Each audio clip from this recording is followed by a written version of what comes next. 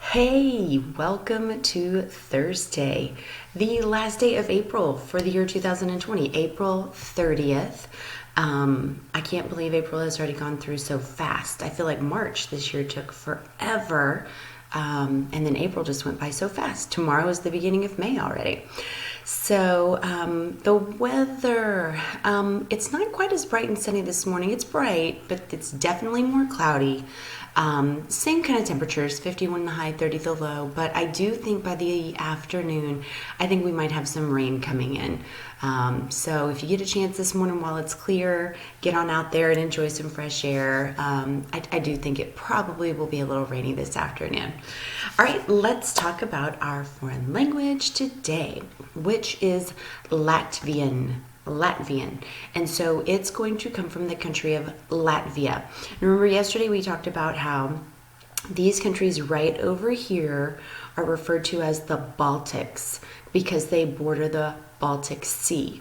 And we already did Poland back on Tuesday. Yesterday we did Estonia. And today we're just dropping down a little bit below Estonia and we're going to do the country of Latvia.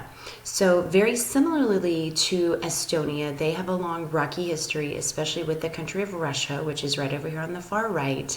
A lot of war, a lot of bloodshed, a lot of having to really fight to become their own independent country. And as a matter of fact, I believe that it wasn't until like the late 80s, early 90s that Latvia became their own independent country from Russia.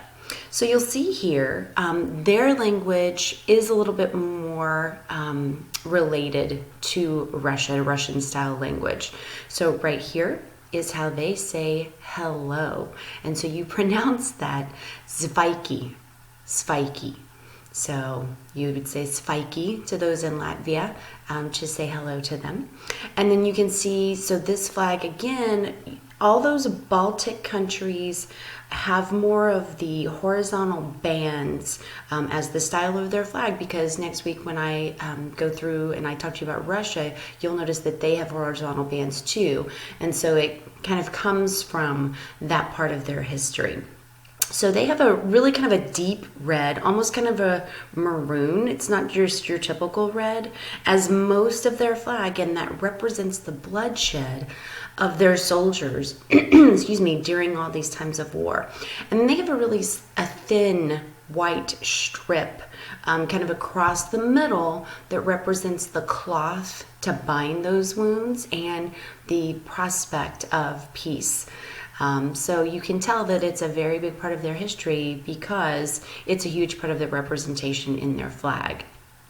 All right, so let's go back and let's talk about our observance for today. Today's observance is National Honesty Day. And if you ask me, I think that should be every day. The thing, being honest and being truthful is a great virtue, and it shows that you have integrity.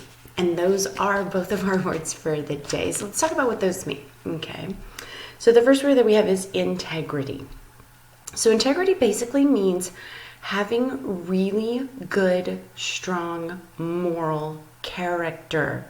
And basically what that means, you guys, is you are the kind of person who's going to do the right thing even when nobody's looking, and you're not going to get any credit for it. You're just doing it because you know it's the right thing, and that's the kind of person that you are. All right?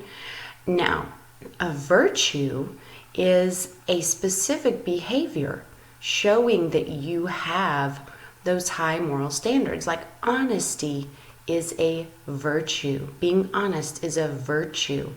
And having all of these different virtues, honesty and trustworthiness and kindness and these kinds of things, is part of having integrity. Okay? So I want you to think about a way that you could use either one of these words in a word of the day sentence. You don't have to use both, just pick one. And let's remember that it's National Honesty Day, but really, that should be every day. We should always be truthful and honest, and not hide things and not be, telling untruths. All right, that is going to take us all the way to our rebus for today. Remember, a rebus is kind of a picture, symbols, words, the combination of all of that. And that's kind of your clue. And you're going to come up with the word or the phrase that is represented by these pictures and symbols. So I want you to look really carefully at today's rebus. Look at what's in that box. And then if you think you have figured out the answer, remember to drop your brain teaser answer in the comment box. Drop your word of the day sentence in the comment box. I'm going to go through and look at online program points for today from yesterday. And remember, if you go work on them today, I'll check tomorrow. And that really already takes us all the way back to saying goodbye in Latvian for today. And to say goodbye, here you go, a little bit of a longer word. You say ardievas.